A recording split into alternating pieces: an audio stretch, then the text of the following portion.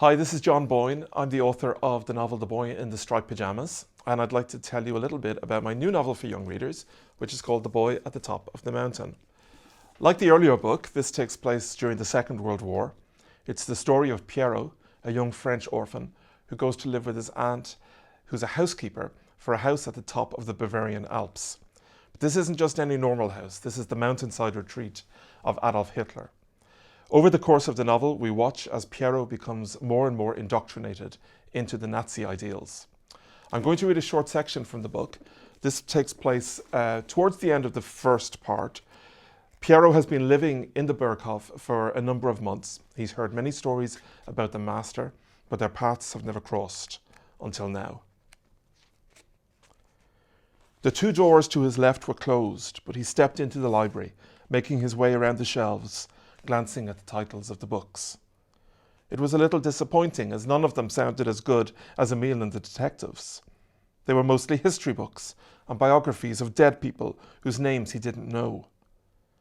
On one shelf, there were a dozen copies of a single book, a book written by the master himself, and he flicked through one before replacing it on the shelf.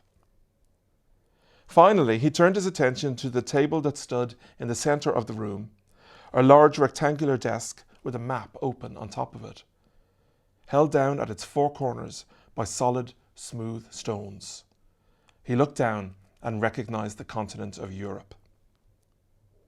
Leaning down, he placed his index finger at the center of Europe, finding Salzburg quite easily, but unable to locate the town Berchtesgaden that stood at the bottom of the mountain. He ran his finger westward across Zurich and Basel, and into France until he reached Paris. He felt a great longing for home as he closed his eyes and recalled lying on the grass in the Champ de Mars with Anschel next to him and D'Artagnan running around chasing unfamiliar scents. So interested was he in it that he didn't hear the rush of people outside, the sound of the car pulling up on the driveway, or Ernst's voice as he opened the doors to let the passengers out. Nor did he hear the welcomes extended and the sound of boots marching down the corridor towards him. Only when he became aware that someone was watching him did he turn around. A man was standing in the doorway, not very tall, but dressed in a heavy grey overcoat with a military cap under his arm, a small moustache sitting above his upper lip.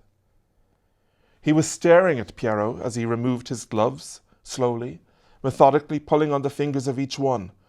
Pierrot's heart jumped. He recognized him immediately from the portrait in his room. It was the master. He remembered the instructions that Aunt Beatrix had given him on dozens of occasions since his arrival and tried to follow them exactly. He stood up straight, snapped his feet together, clicked his heels once, quickly and loudly. His right arm shot out in the air, 5 fingers pointing directly ahead, just above the height of his shoulder. Finally, he shouted in the clearest, most confident voice that he could muster, the 2 words that he had practiced over and over since his arrival at the Berghof. Heil Hitler!